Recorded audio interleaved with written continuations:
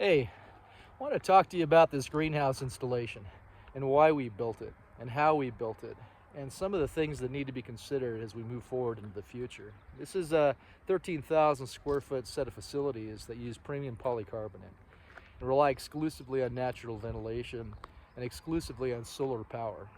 And the intent there is to have a system that has no carbon emissions. The power system for this is based on a 1.8 kilowatt solar array with a 5,000 watt inverter. It's a 12 volt system, and the system is built on the side of that south facing shed, and it basically powers the well that has a 1/2 horsepower pump in it. Now, why was this built? Now, back about 2018, I read the Intergovernmental Panel on Climate Change report. And in 2018 and 2019, it called out, it mandated the necessity for 7.6% reduction in carbon emissions every year throughout 2020 to 2030. And oddly enough, in 2020, we did have about a 7% reduction. It's rather coincident. But what made sense to me is that we're either going to be forced into submission regarding carbon emissions, or we can do it ourselves. And food will always be weaponized. Think about Vietnam, Cambodia. Think about Ukraine 90 years ago. Food was weaponized by those individuals that were in control. So it's the one link, it's the pin that connects all of society. Independence is fundamentally predicated upon our ability to produce food. So this system here employed a variety of ideas in terms of how to build greenhouses that are carbon neutral and provide local and independent food production. And a key element associated with this is this county, this location. It's in a frost bowl. It's about a mile high and surrounded by 12,000 foot peaks up around us. Now what happens is there's a valley here that actually goes out to sinks. So it's a Lost River Valley. The water goes into the sinks, so there's no canyon for the cold air to leave. That's why it's a frost bowl. And the Department of Agriculture assigns this county. It's the only county in Idaho where the only two agricultural products recommended are barley and hay. And that's because of the intense frosts we have. I routinely see frost under the pivots on July 4th. We had a serious frost on the 18th of June, a few days ago. So it's a hard place to raise things. But the purpose of this is how could we have local and independent food production that does not rely on carbon? And you think, well, why? Why is it so important not to rely on carbon? Well, does it matter what you or I think? What matters is, how does Bill Gates, how does Mark Zuis, how does Soros, how does Buffett, how does Musk, how do the individuals like, Bezos, how do they see it? Because they control how we think. And you say, oh, Russ, no, this is a democracy. Is it? Well, why do political campaign donations make such a difference in elections? It's because people vote based upon what they see. Latane and Darley were two scientists at Columbia that published a document in 1968. It's a famous research piece because what it showed clearly is that 90% of people are going to do whatever the herd does. And 10% are going to put their head up and say, what's going on? And the 90% always think they're in the 10%.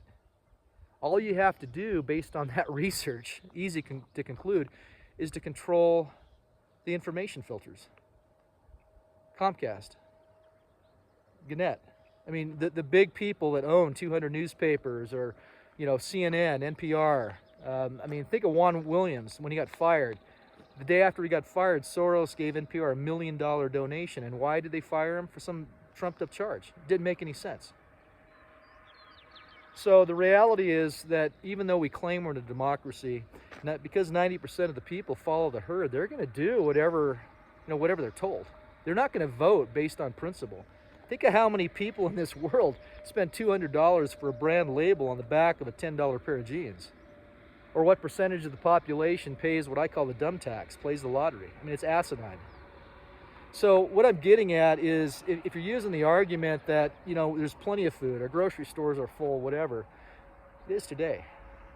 But because carbon emissions are a real threat to the environment, and I'll do a subsequent video and explain it, we have to have local and independent food production, and that's why this was built. And I tried a lot of different ideas here in terms of how to minimize carbon overall.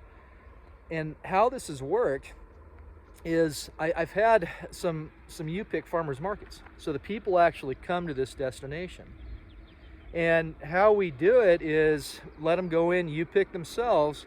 I look at Walmart's ads and I take half of whatever they're charging for the produce. And that's what the customer pays. So they save money, they eat healthier, and I think it's viable from a market perspective, and that's a key element, and I think one that Elon Musk has recognized.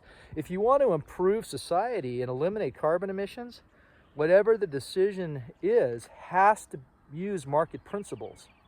So as part of this operation, you say, oh hey, there's no way you can build this. Well, I built this by myself. I had a little help from my wife, like the concrete sidewalks, for instance, over there. She helped me, her and I did those, or, I hired somebody to come out and spread the gravel when I did this driveway and parking lot. But the reality is I did this myself. I built everything myself. And I'm an old guy, and I'm weak. I'm really not too bright. And I did it for free, just about free. I'll show you how to do it in a subsequent video. There's ways to do it for free.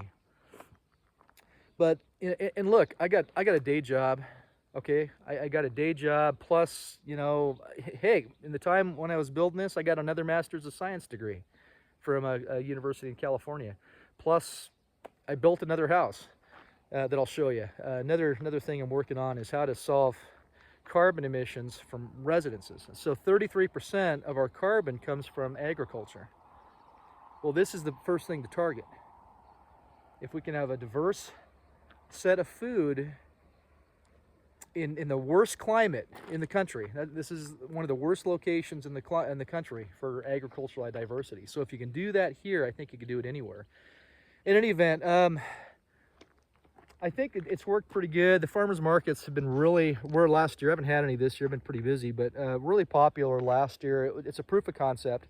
It's established itself in terms of its efficacy. I mean, you could financially do it. And I think it's fun. I mean, we've had a good time when people come out.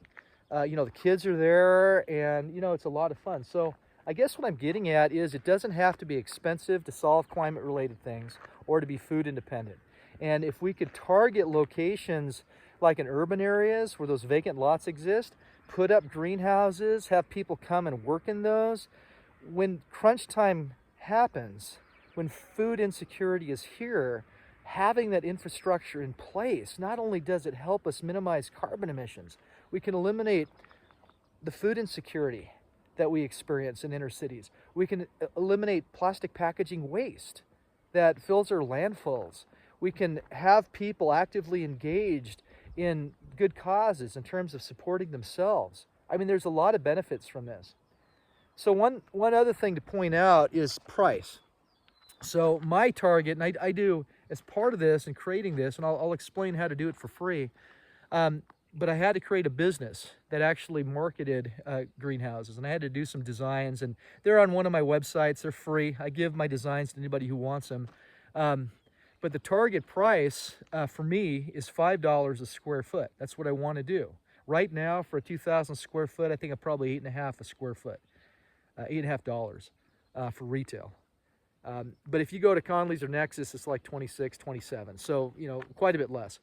But the point is, you have to target a price long-term to solve climate change for local food production centers that are probably on the order of $5 a square foot, something that the lower middle income class of society can afford.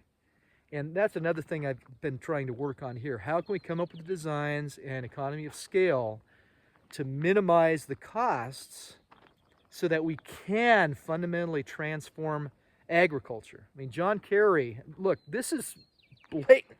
He came out in 2023. He says, look, 33% of your carbon emissions come from agriculture, land use, and something has to change. Well, duh. It's like, hey, do something about this. We got to make something happen, because what will happen if we don't is agriculture is going to be fundamentally transformed. We're going to be eating bugs. It's better to own our own destiny. So I just wanted to throw that out there as today's video. Thanks for your time and have a good day.